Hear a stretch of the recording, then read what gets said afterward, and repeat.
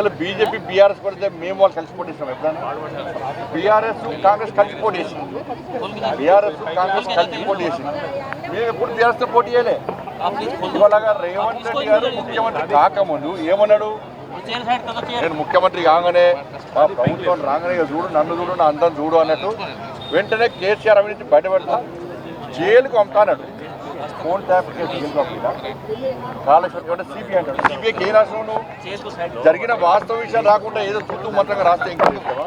Phone tapping జైలు పంపినావా? పంపలేదు. కాళేశ్వరం జైలు పంపినావా? పంపలేదు. డ్రగ్స్ కేసులో జైలు పంపినావా? పంపలే. ఫామ్ హౌస్ కేసులో జైలు పంపినావా? పంపలే. విద్యుత్ కొనుగోలుకి జైలు పంపినావా? పంపలే. కాబట్టి ఎవరు వాళ్ళు దోస్తాన్ని నువ్వు కొట్టినట్టు అయ్యి నేను ఏడ్చినట్టు చేస్తా అన్నటువంటి చందనంగా ఇవాళ తెలంగాణ రాష్ట్రంలో కాంగ్రెస్ బీఆర్ఎస్ పార్టీ ప్రభుత్వం యొక్క వాళ్ళ రెండు పార్టీల దోస్తాన కొనసాగుతున్నది. ఇది ప్రజలకు తెలుసు. అండర్స్టాండింగ్ లోపాయికారి ఒప్పందాలు, కాంప్రమైజ్ పాలిటిక్స్ తెలంగాణలో జరుగుతున్నాయి. ఇలా కాంగ్రెస్ పార్టీ ఏమంటుంది, బీజేపీ బీఆర్ఎస్ ఒకటంటుంది. బీఆర్ఎస్లో ఏమంటారు, బీజేపీ కాంగ్రెస్ ఒకటి అంటారు.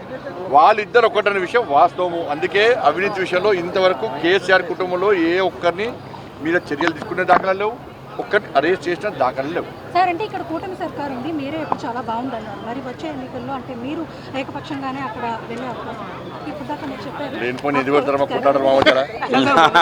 ఎన్నికల్లో కూడా బీజేపీ చాలా తక్కువ సీట్లు వచ్చాయి. లేదు, పోయినసారి మేము గెలిచింది 100 సీట్లు, ఈసారి గెలిచింది 600 సీట్లకు పైగా. మా రాష్ట్ర అధ్యక్షుడు రామచంద్రరావు నేతృత్వంలో మేము పోటీ చేస్తాం. కాంగ్రెస్ పార్టీ అన్నది అధికారులు ఎవరు ఉంటారు గెలుస్తామని చెప్పండి. ఎవరిని గెలిచాక గంపకింద కమ్ముకుంటారు. కేసీఆర్నా? మీకు కేసీఆర్ ఎక్కడ కనబడ్డా అమ్మా చెప్పండి. ప్రభుత్వం వెనక ఎక్కడైనా ఫామ్ హౌస్ దాటి కేసీఆర్ అయితే ఒక్క కార్యం పడతాడు, అయితే ఫామ్ హౌస్ పడతాడు, లేకుంటే యశోద హాస్పిటల్గా పడతాడు. మీరు ఎక్కడ కనబడ్డా మీకు? ఇక కేసీఆర్ ఎందుకు కోరుకుంటారు? వాళ్ళు దేనికోసం కోరుకుంటారు? గడ్డిల పాలన కోరుకుంటారా? ఫామ్ హౌస్ పాలన మళ్ళీ కోరుకుంటారా?